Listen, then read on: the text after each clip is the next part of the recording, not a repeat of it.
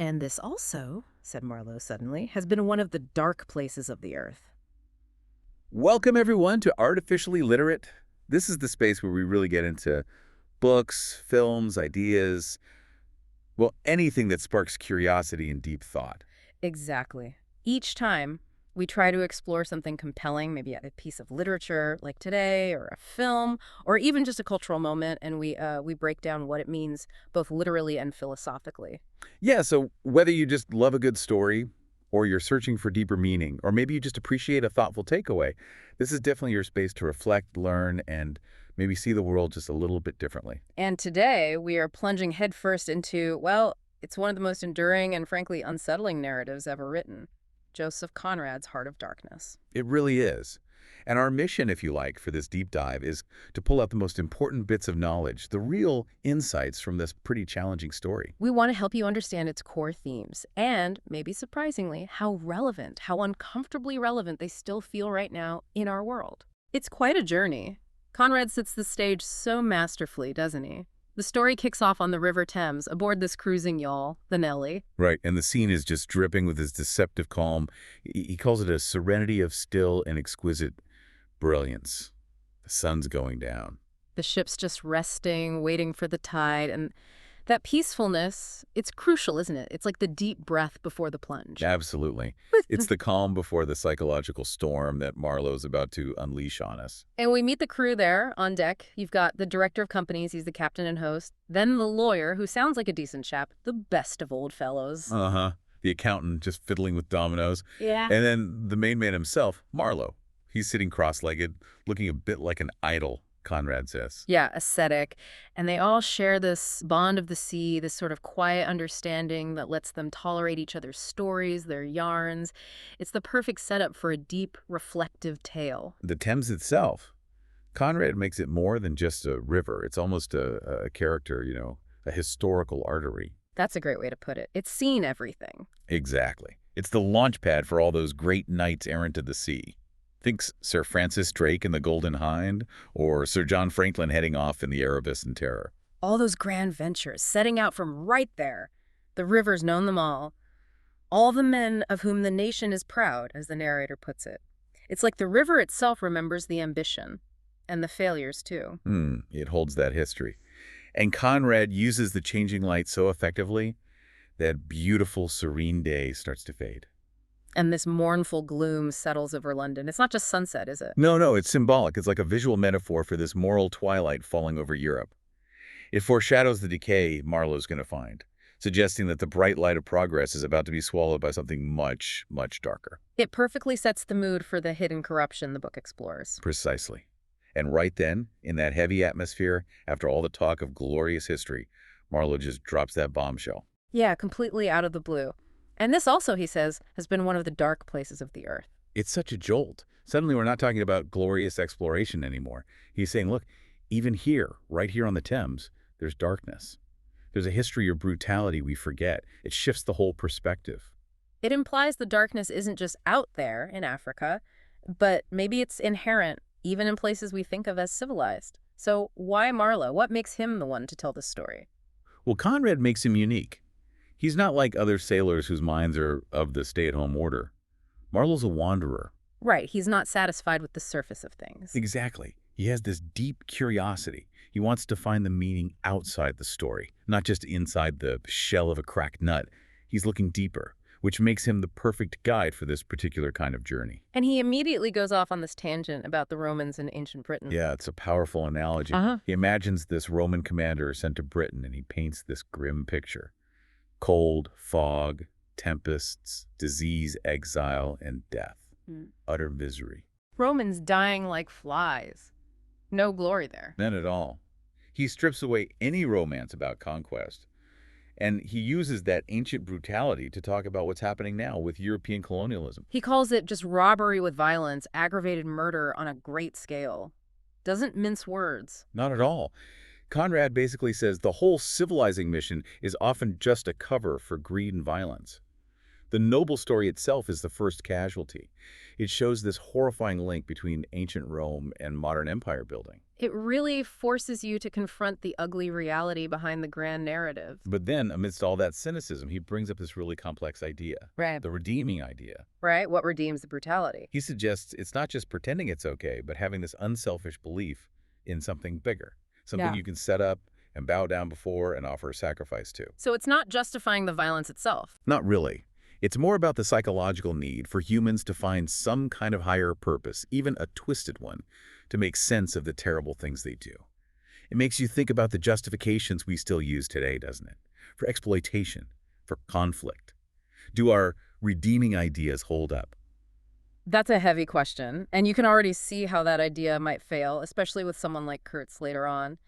But okay, how does Marlow even get involved in this African venture in the first place? It starts young, right? Absolutely. He talks about his childhood passion for maps, loving those blank spaces, especially Africa. That delightful mystery. Yeah, but by the time he's an adult, those blank spaces have become a place of darkness. Still, it fascinates him, pulls him in as a snake would a bird. It's this almost primal urge to explore the unknown, even if it seems dangerous. And getting the actual job wasn't straightforward either. It was his aunt, wasn't it? Yes, his dear, enthusiastic aunt. She genuinely believes in the whole civilizing ignorant millions thing and uses her connections. Which immediately shows the gap between the stated noble cause and the reality. Which Marlow sees right away. Yeah. The company was run for profit. That whole facade of nobility is paper thin from the get-go. And wasn't there something about his predecessor, Friesleven? Oh, yeah. Apparently Friesleven, the guy Marlow's replacing, got killed in a stupid argument over 2 black hens. Just absurd. It wasn't some grand battle. It was a petty squabble that turned deadly. It sets this really ominous, almost farcical tone for the whole enterprise. So the whole thing starts with absurdity and illusion. Then he gets to the company city, the whited sepulcher. That's such a powerful image, straight from the Bible, like a tomb that looks beautiful outside but is full of death and decay inside. It tells you immediately what to expect from this European center of progress. The company office itself feels dark, heavy, ominous. And inside, those 2 women knitting black wool. Super creepy. Totally. Like the fates, guarding the door of darkness, as Marlow calls it, knitting a warm pall like a burial shroud. And he even thinks of morituri te saluton, the gladiator's salute. Those who are about to die salute you. Yeah, the implication is terrifyingly clear. This is a one-way trip for many. It layers this sense of doom onto the whole bureaucratic process. Then there's the doctor he sees before leaving. That adds another layer of unease. Definitely. The doctor is weirdly interested in measuring Marlow's skull, predicting mental changes out there. He even asks, point blank, if there's any madness in your family. Chilling. It's direct foreshadowing, isn't it? The psychological toll of the wilderness, the way civilized minds can unravel. Absolutely. It signals that this journey isn't just about geography. It's about the mind, about sanity itself being tested. So Marlow sets off carrying all these ominous signs. What's the journey down the coast like? Grim. Monotonous. He's on this old French steamer crawling along the coast, witnessing these pathetic attempts at settlement that just look like a sordid farce. And that image of the warship. Oh, the man of war just firing randomly into the vast continent, shelling in the bush. It's completely senseless, a touch of insanity. It just highlights the blind aggression, the futility of it all. A war against what nobody even knows. But he finds some solace in nature, right? The surf. Yeah, it's a striking contrast. He sees the human efforts as this mournful and senseless delusion, but the sound of the surf is a positive pleasure. It's something natural that had its reason, that had a meaning. Like nature has an integrity that the human world there has completely lost. Exactly. It's a brief moment of sanity before he arrives at the outer station, which is anything but sane. Describe that arrival. It sounds like pure chaos. It is. Total decay. A boiler wallowing in the grass, decaying machinery, pointless explosions, objectless blasting. It's not just messy. It's a symbol of the whole destructive, wasteful reality behind the progress facade. Nothing works. It's a junkyard of ambition. And then the chain gang. Ah, yes. 6 black men, chained, struggling uphill. Marlow sees them almost as raw matter. He knows they aren't enemies, but criminals under some bizarre, outraged law. It's just raw, dehumanizing exploitation laid bare. No pretense of justice. And it's here he has that realization about the flabby devil, right? He gets this insight that the real evil isn't necessarily overt violence, but this flabby, pretending, weak-eyed devil of a rapacious and pitiless folly. What does that mean exactly? It's the insidious stuff. The quiet corruption, the moral cowardice, the bureaucratic inefficiency fueled by stupid greed, that's what really rots everything from the inside, more effectively than any open brutality. And that rot leads directly to the Grove of Death. A truly haunting image. He finds this place where natives are just left to die, slowly from disease and starvation. Black shadows, he calls them. It's the silent, hidden human cost of the whole enterprise, the horrific reality beneath the company's rhetoric. Life just draining away, ignored. But then, in the middle of all this, the accountant. Yeah, like a mirage. This guy, impeccably dressed, starched collar, clean cuffs, right there in the middle of the great demoralization. Marlow calls him a miracle. How does he manage it? He's obsessed with appearance. Even trained a local woman to starch his linens perfectly. It's the kind of restraint, but it's totally superficial, almost pathological, just maintaining outward order while everything collapses inwardly and outwardly. He's detached, almost inhuman. And it's this guy, the accountant, who first mentions Kurtz. Right, almost casually. Says Kurtz is a very remarkable person, a first-class agent.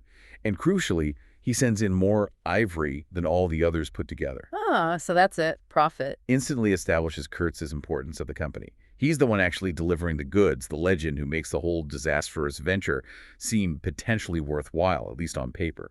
He's this whisper of something extraordinary, for better or worse. So this first part really tears down the whole facade of the colonial project, doesn't it? The redeeming idea is already looking pretty shaky. Completely.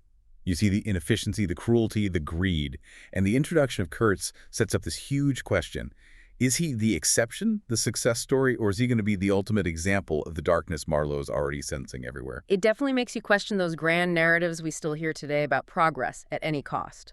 Do we still have our own dark places hidden behind shiny veneers? Conrad certainly forces you to ask. That's the enduring power. The conquest of the earth, which mostly means the taking it away from those who have a different complexion or slightly flatter noses than ourselves, is not a pretty thing when you look into it too much.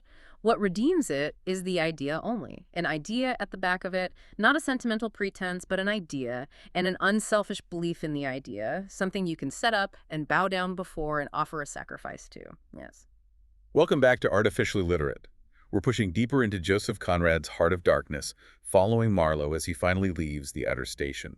Right, and it's not an easy journey. It's this grueling 200-mile trek overland to reach the central station. He's got 60 carriers, and it's fraught with difficulty, death, desertion. Just constant struggle. But Marlow finds something interesting in the midst of it, doesn't he? About work. He does. It's a fascinating reflection. He says that just doing the practical work, fixing things, navigating the challenges, gives you a chance to find yourself, your own reality, for yourself, not for others, what no other man can ever know. So in this place where everything's falling apart morally, the actual physical labor is grounding. Exactly. It's a way to keep a grip on reality, on sanity, when the human element around him is so corrupt and unreal. It's a stark contrast to the idleness and plotting of the other agents. Speaking of whom, he gets to the central station and meets the manager. What's he like? Oh, the manager's a piece of work. Marlow describes him as hollow, essentially. He has these cold eyes, a faint, unreadable smile. But no real talent, no genius for organization. So how is he the manager? His power seems to come from two things. First, unlikely robust health in a place where everyone else gets sick. And second, this ability to inspire uneasiness. Not fear, not respect, just unease. Unsettling. Very. Marlow says he has no entrails, meaning no guts, no real feeling, no substance. He's survived by being empty, opaque, a master of doing nothing significant but making sure nobody else does either.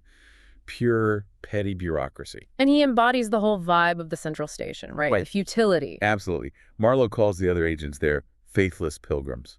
They just wander around aimlessly, whispering the word ivory like a prayer. It's all about this imbecile rapacity, this stupid, pointless greed. The whole place feels unreal, temporary, like the wilderness is just waiting for them to leave. And that sense of pointless chaos comes through in that incident with the burning shed. Yeah, a perfect example. A shed catches fire, nobody knows why, and in the confusion, they just grab a nearby native and beat him brutally for it. Just arbitrary violence. Completely. It shows the casual cruelty, the lack of justice, the sheer incompetence and the disposability of African lives in their eyes. Violence as a reflex, not a reasoned response. And amidst this mess, Marlow meets the brickmaker, another strange character. He is. Calls him a papier-mâché Mephistopheles. This guy is supposedly a brickmaker, but there are no materials, so he never makes any bricks. So what does he do? He schemes. He tries to pump Marlow for information, gets involved in the station's petty intrigues. He's all facade, no substance, like the manager. And he talks about Kurtz, doesn't he? Initially painting him as some kind of hero? He does. He calls Kurtz a prodigy, an emissary of pity and science and progress, sets him up as this beacon of enlightenment. But that's not the whole story. Not even close. Because later, Marlow overhears the manager talking with his uncle who's visiting. And they are plotting against Kurtz. They're afraid of him, of his influence, of the amount of ivory he controls. So the internal politics are all about greed and fear, not about progress. Exactly. It reveals the true petty nature of the company's operations. They resent Kurtz's success and methods, not because they're immoral, but because he might disrupt their own little games and access to ivory. And didn't the manager mention Kurtz's original ideals? It sounded quite different. Yeah, Marlow recalls the manager complaining, almost indignantly, about Kurtz's early reports. Kurtz had apparently said that each station should be like a beacon on the road towards better things. A center for trade, of course, but also for humanizing, improving, instructing. Wow. So Kurtz started out with this grand vision. Apparently. Which makes his later transformation even more shocking.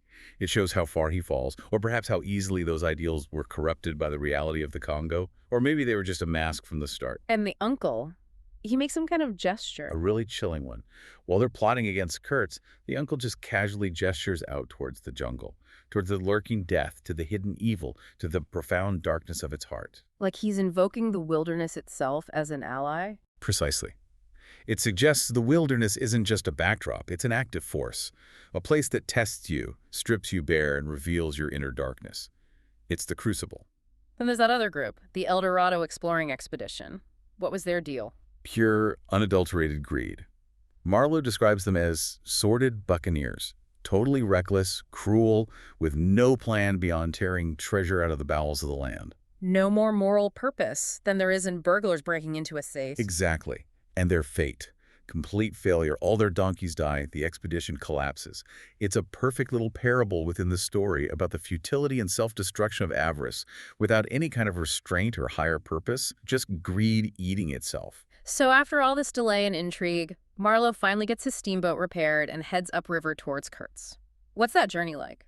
Profoundly transformative. He feels like he's traveling back to the earliest beginnings of the world. Primal. Ancient. Totally. Impenetrable forest, this great silence, an implacable force brooding over an inscrutable intention. The jungle is vast, powerful, indifferent. It makes human concern seem tiny and absurd. And navigating the river itself is a constant battle. A huge struggle. He's always guessing at the channel, dodging snags, watching for sandbanks. It's this intense physical effort. That mirrors the psychological struggle. Absolutely. He's navigating the treacherous physical world, but also the treacherous landscape of his own mind, trying to hold on to his sanity and moral bearings as he gets deeper into the heart of darkness. And one of the most striking things on that journey is his crew, the cannibals. Yes, it's a brilliant counterpoint. These men are literally cannibals, yet they show incredible restraint. They're starving, they were paid in useless brass wire and given rotten hippo meat, but they don't attack the well-fed white men on board. Unlike the pilgrims with their imbecile rapacity. Exactly. Marlow is baffled by it. Is it superstition, disgust, patience, fear, some kind of primitive honor? He doesn't know. But it forces you and him to question who the real savages are. Their dignity and starvation shames the Europeans' greedy scrambling. It completely flips the idea of civilization on its head. It really does. And then there's the irony of the native fireman he has. The improved specimen. Yeah. He's been taught to watch the boiler gauge, but Marlow realizes the man thinks there's an evil spirit inside the boiler that will get angry if the water level drops. He calls him a dog in a parody of breeches. So it's just surface-level training, no real understanding? None. It highlights how superficial the whole civilizing effort often is. Just teaching tasks without imparting real knowledge or changing underlying beliefs. It's another layer of the absurdity. Then things get more ominous. They find that deserted hut. Right, with the cryptic warning left on a board. Wood for you. Hurry up. Approach cautiously. Suddenly, there's a sense of immediate danger, an unknown presence out there. And inside the hut, he finds that book. Yeah, unexpectedly, a battered copy of an inquiry into some points of seamanship. Marlow's thrilled to find something practical, something unmistakably real in all the madness. But then there are notes in the margin. In cipher. Looks like a Russian. Adds another layer of mystery. Huh? Who was here? What were they doing? And then the attack. Yeah, just as they're getting close to Kurtz's station, the boat is suddenly showered with arrows from the riverbank. It's chaos. And tragically, Marlow's helmsman, the guy steering the boat, gets hit by a spear and dies right at Marlow's feet. A brutal moment, but Marlow's reaction is unexpected. It is. He's upset, obviously, but his main grief, his main fear, isn't just for the dead man. It's the sudden horrifying thought that Kurtz might be dead too. That the attack means he'll never get to talk to Kurtz. He realizes his whole motivation has become about hearing Kurtz's voice. Yes. He wanted the gift of Kurtz's ideas, his perspective. He realizes his journey wasn't just about duty or curiosity anymore. It was about this intense, almost obsessive need to meet this legendary man, to understand the mystery he represents. The potential loss of that conversation feels like the real tragedy to him in that moment. Wow. So the stakes have become intensely personal, intensely psychological for Marlow. Absolutely. He's not just an observer anymore. He's deeply invested in reaching Kurtz, in confronting whatever truth or horror Kurtz embodies. Before we get to that confrontation and really into the heart of this story, just a quick reminder to follow Artificially Literate wherever you get your deep dives. We're on Apple Podcasts, Spotify, YouTube, all the usual places. We love guiding you through these kinds of narratives and ideas. Yeah, it's great having you with us as we unpack these complex works. And believe me, the next part, confronting Kurtz. Well, that's where things get really intense. Even after all Marlow's seen, nothing quite prepares him or us. His focus is entirely on Kurtz now. The need to understand, even amidst the violence and death, is paramount.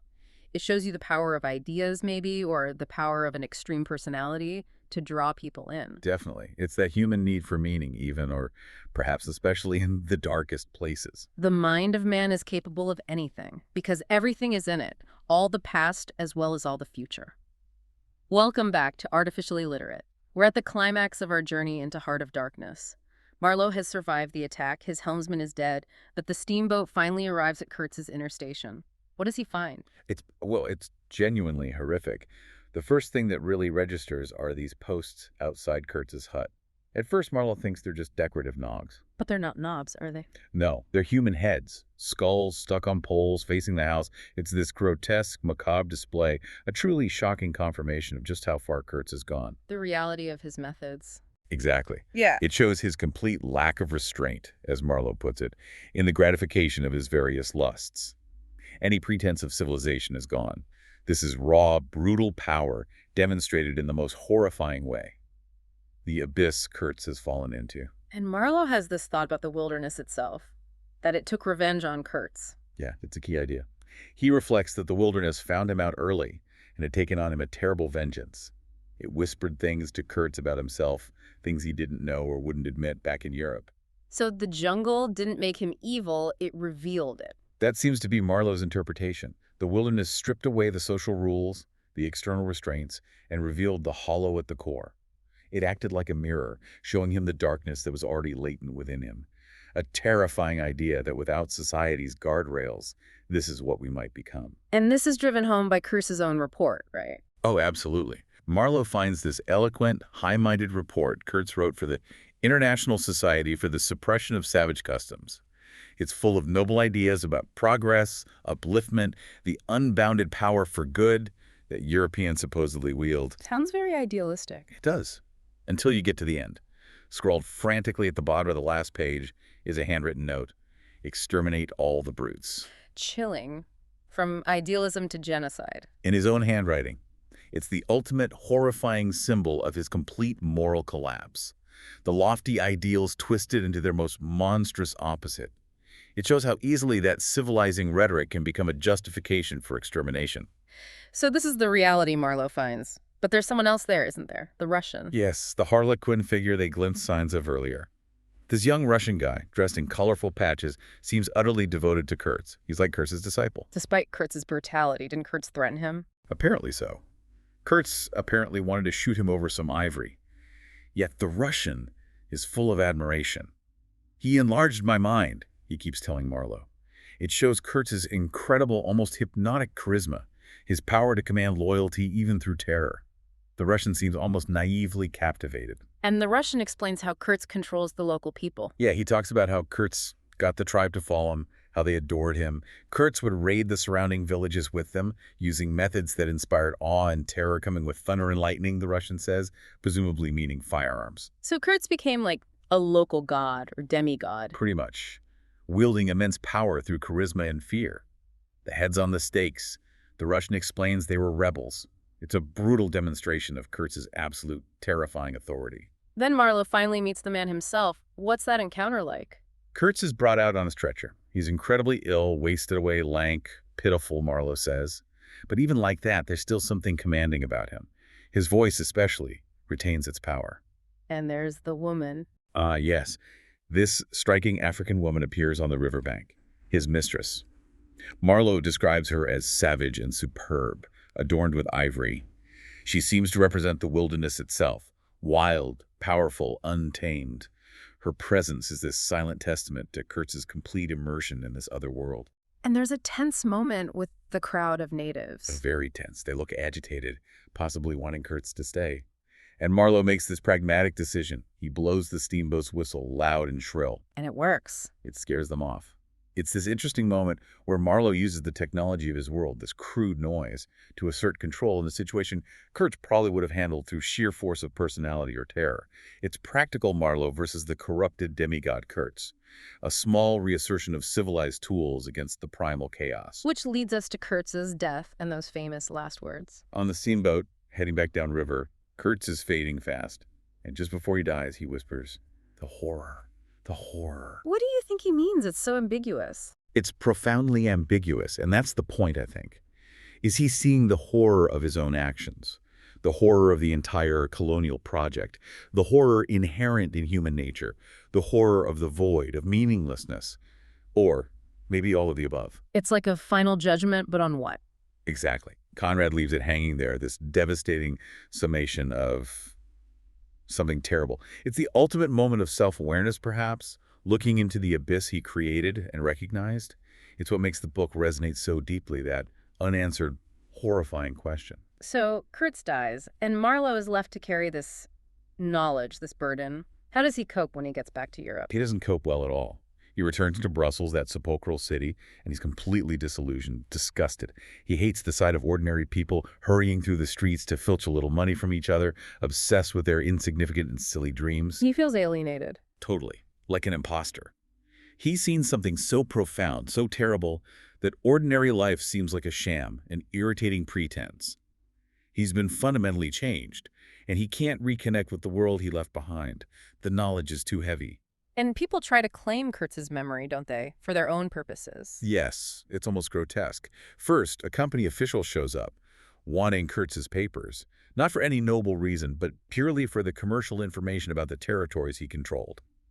He even tries to justify it by invoking science. Then the cousin. Kurtz's cousin turns up, claiming Kurtz was a great musician, trying to paint him as this sensitive artistic soul. And the journalist. The journalist insists Kurtz's real talent was politics, that he could have been a splendid leader of an extreme party, someone who could electrify large meetings. It's like they're all trying to reduce him, sanitize him. Exactly. Each one tries to fit the complex, monstrous reality of Kurtz into their own little box, to make him understandable and useful within their limited world.